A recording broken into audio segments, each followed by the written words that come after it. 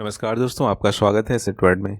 SIP mutual fund में निवेश करने का सबसे लोकप्रिय तरीका है। एसआईपी के माध्यम से हम सामान्यतः प्रत्येक महीने एक निश्चित तारीख को म्यूचुअल फंड स्कीम में पैसा जमा करवाते हैं।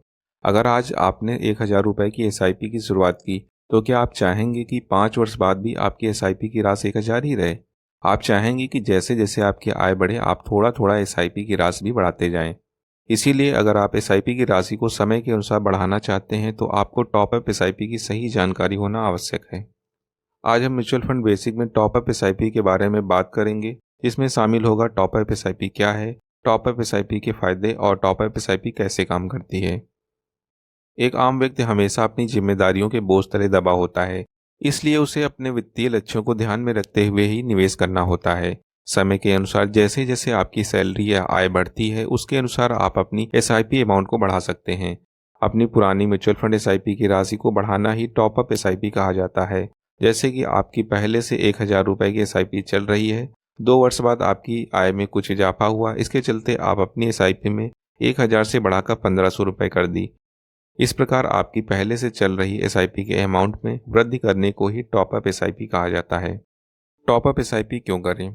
एसआईपी के माध्यम से निवेश करना आपके भविष्य के लिए बहुत बढ़िया होता है। साथ ही अगर आपने एसआईपी पर टॉपअप करवाया है, तो आपको अपने लक्ष्यों पर जल्दी पहुंचने में भी सहायता करता है।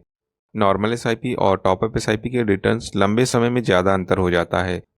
चलिए टॉपअप एसआईपी को एग्जाम्पल के माध्यम से समझते हैं।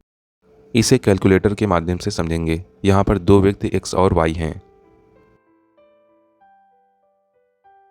सबसे पहले हम बात करेंगे एक्स की, जिसने 5,000 रुपये से निवेश शुरू किया और हर महीने उसने 5,000 रुपये जमा किए। उसने प्रत्येक वर्ष किसी भी तरह की बढ़ोतरी नहीं की तो जीरो लेंगे और एक्सपेक्टेड रिटर्न 15% लें और 20 साल तक यह निवेश होता है। तो 20 वर्ष बाद जो मिलने वाली धनराशि होगी उसे हम कैलकुलेट करते हैं। तो 20 वर्ष बाद हमारे सामने रिजल्ट है, जो मैच्योरिटी अमाउंट है 20 साल बाद मिलेगा वो 67,27,860 रुपये है, जिसमें कि टोटल डिपॉजिट 12,05,000 रुपये का है और रिटर्न 55,22,860 रुपये का है। हम वाई की बात करेंगे, जिसने 5,000 रुपये लमसम अमाउंट जमा किया और 5,000 रुपये से उसने मंथली स्टार्टिंग भी की, लेकिन उसने यहाँ पे टॉपअप प्लान लिया और 500 रुपये वार्षिक रूप से उसने बढ़ाया और एक्सपेक्टेड रिटर्न वही 15% और 20 साल के लिए जमा करता है। इसे हम कैलकुलेट करते हैं। 20 साल बाद जो मैच्योरिटी अमाउंट बनेगा वो 1,02,93,545 होगा, जिसमें कि टोटल डिपॉजिट 23,45,000 रुपये का है। वहीं टोटल रिटर्न 79,79,48,545 रुपीज़ का है। तो आप देख सकते हैं कि एक्स और वाई के निवेश में कितना वेरिएशन है।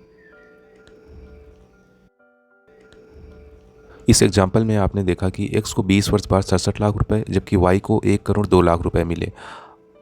यहाँ आप ही सोचिए, अगर आपने 5,000 रुपये की एसआईपी शुरू की होती तो क्या आप अगले 20 वर्ष तक उसी 5,000 को जारी रखेंगे?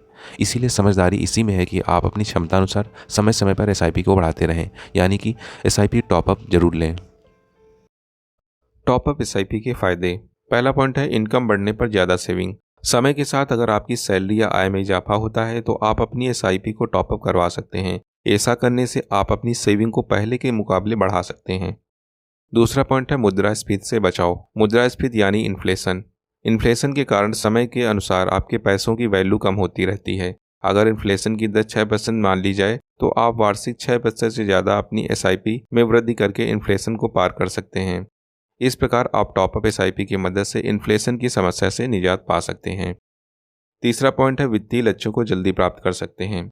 एसआईपी आपके लॉन्ग टर्म लक्ष्यों को प्राप्त करने में सहायता करती है। अगर आप अपनी एसआईपी को टॉपअप करवाते हैं तो आप अपने लक्ष्यों को कम समय में प्राप्त कर सकते हैं या ज़्यादा मैच्योरिटी की राशि प्राप्त कर सकते हैं।